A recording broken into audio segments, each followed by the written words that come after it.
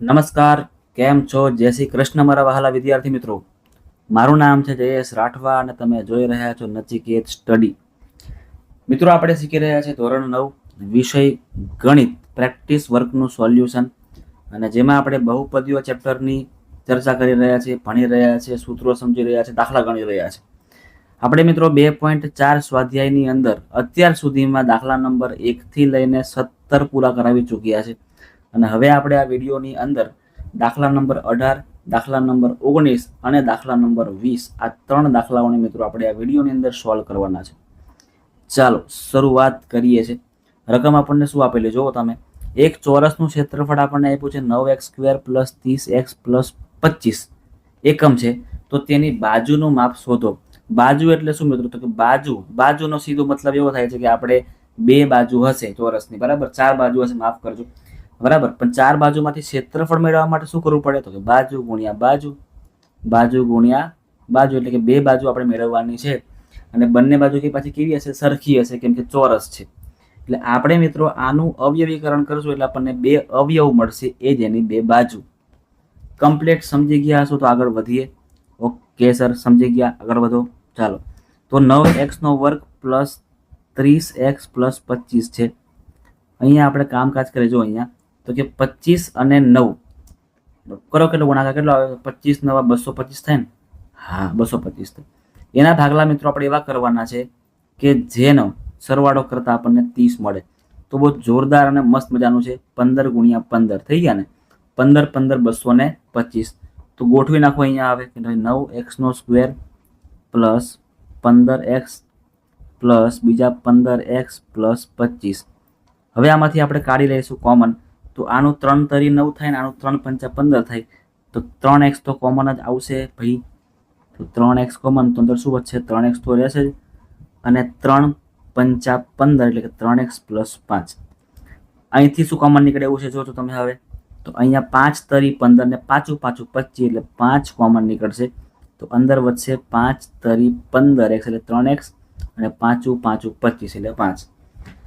જે કોમન કૌંસ છે લખી નાખો આગળ, એટલે કે 3x + 5 અને જે રેડમાં છે એ 3x + 5. આ મિત્રો આપણો જવાબ થઈ ગયો કે 3x + 5 લખી દેવાનું નીચે એકમ, બરાબર? 3x + 5 એકમ આ પહેલું બાજુ અને 3x + 5 એકમ આપણી બીજી બાજુ થશે. બસ આટલું જ આપણે કરવાનું હતું ભાઈ, બીજું વધારે કશું નહોતું કરવાનું. આગળ વધીએ છીએ. એક લંબચોરસનું ક્ષેત્રફળ આપણને આપ્યું છે આ વખતે 20x² લખી દઈએ છીએ. 20x² + 22x + 6. ચલો મિત્રો શું કરશું? તો ફરીથી જે કરીએ છીએ આપણે કરવાનું છે. 20 અને 6 ભાગ 20 × 6 કરો તો કેટલા થાય? તો 20 × 120 થાય. એના ભાગલા આપણે એવા કરવાના છે કે જેનો સરવાળો કરતા 22 થાય. એ બહુ સિમ્પલ. 12 × 10 120. ચાલો લખી દઈએ છીએ. હવે ગોઠવણી કરી દઈએ છીએ. 20x² + 10x લઈ લઈએ. અહીંયા 12x લઈ લઈએ અને અહીંયા 6 આપણે આપેલા છે તે કોમન કાઢો. તો 10 × 2 = 20 અને 10 × 1 = 10. સો 10 કોમન નીકળશે. 10x કોમન આપણે કાઢી લઈએ છીએ. તો અંદર વધશે 2x + 1. એવી રીતે આમાંથી આપણે 6 × 2 = 12 કરીએ એટલે કે 6 કોમન કાઢી લઈશું. તો 6 કોમન કાઢતા અંદર વધશે 2x + 1.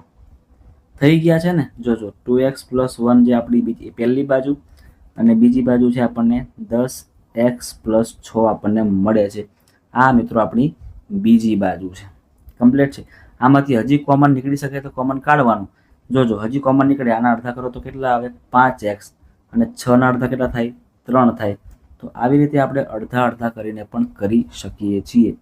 કોઈ જ ચિંતા કરવાની જરૂર સાહેબ થતી જ નથી અહીંયા, બરાબર છે? કમ્પ્લીટ છે. આ એના થઈ ગયા મિત્રો બે અવયવો અને આ એની બે બાજુઓ. આગળ વધીએ છીએ. એક લંબચોરસનું ક્ષેત્રફળ 2x³ + 15x² + 33x + 20 એકમ છે. અહીંયા મિત્રો લંબઘન આવશે, કંઈક ભૂલ છે ને, લંબઘન આવશે.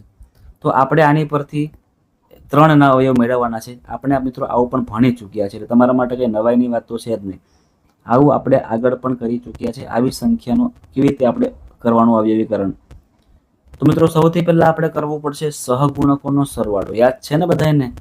યાદ આવી ગયો હશે હવે. સહગુણકોનો સૌથી પહેલા મિત્રો સરવાળો કરીએ. સહગુણકોનો સરવાળો જો બધા પ્લસમાં જ છે. 2 + 15 + 33 + 20 કેટલા આવશે? તો કે 20 ને કરો 33, અહીંયા 3 ને 5 3 ને 5 8 9 10 વધી પડી 1 1 2 3 4 5 6 અને 7 70 આવશે. બરાબર. 70 મિત્રો, 70 એ 0 નથી અને 70 0 નથી, તેથી એક અવયવ, તેથી આપણો એક અવયવ કયો મળે? x + 1 મળે. x + 1 મળે. હવે આપણે આની પરથી કોષ્ટક રચવાનું છે, કોષ્ટક બનાવવાનું છે. તમને શીખવાડું. કોષ્ટક આપણે અગાઉ પણ બનાવી ચૂકેલા છે, એટલે જે વિદ્યાર્થીઓ રેગ્યુલર વિડીયો જોવે છે એમને તો આવડી જ ગયું હશે મારી કરતાં પહેલાં. કમ્પ્લીટ છે. અહીંયા લખી દઈએ છીએ આપણે સૌથી પહેલાં x નો ઘન, પછી આપણે x², પછી આપણે x અને પછી આપણે c લખીએ છીએ. c એટલે કોન્સ્ટન્ટ, અચળ પદ. આવી રીતે આપણે કોષ્ટક રચવાનું છે. અહીંયા આવશે પ્રૂફ -1. કેમ માઇનસ ખબર તમને? તો જો x + 1 છે તો x + 1 બરાબર 0 કરીએ તો x બરાબર શું આવશે? -1 આવશે. x + 1 હોય ને તો x ની કિંમત આપણે કેટલી મૂકવાની? x ની કિંમત જો મિત્રો માઇનસમાં હોય, x + 1 બરાબર x + 1 છે, માફ કરજો, x + 1 હોય તો x ની કિંમત કેટલી લેવાની? -1 લેવાની. બરાબર છે. ક્લિયર છે ને? આવું તમારે યાદ રાખવાનું છે. અને x -1 હોય તો x ની કિંમત શું આવશે? +1 આવશે. ડન છે. ચલો અહીંયા લખી દઈએ છીએ 2, અહીંયા લખી દઈએ છીએ 15, અહીંયા x નો સહગુણક 33 અને છેલ્લે 20 છે. લાઈન ફરી મારી દેવાની અહીંયા. હવે મિત્રો જોજો તમે અહીંયા ફરજિયાત તમારે 0 મૂકવાના છે. 2 + 0 કેટલા આવે? 2 જ આવે. 2 × -1 -2. 15 માંથી 2 કાપો તો કેટલા વધે? 13 વધે. 13 × 13. 33 માંથી 13 કાઢો એટલે અહીંયા રહેશે 20 અને 20 × 1 એટલે -20. 20 - 20 0. અહીં તમારો ફરજિયાત 0 આવવો જોઈએ. હવે 2 છે ને, હવે 2 જોડે શું આવશે? x². 13 જોડે આવશે માત્ર ને માત્ર x અને છેલ્લે 20 તો છે જ. એટલે આપણને બીજી બહુપદી મળી ગઈ છે. હવે જે આપણને પહેલી મળી એક હવે આપણને કયો મળ્યો? x + 1 મળ્યો અને ત્યાર પછી બહુપદી આપણને મળી 2x² + 13x + 20. આવી રીતે મિત્રો કંઈક આપણને બહુપદી મળેલી છે. તો હવે આના અવયવીકરણ કરી દઈએ.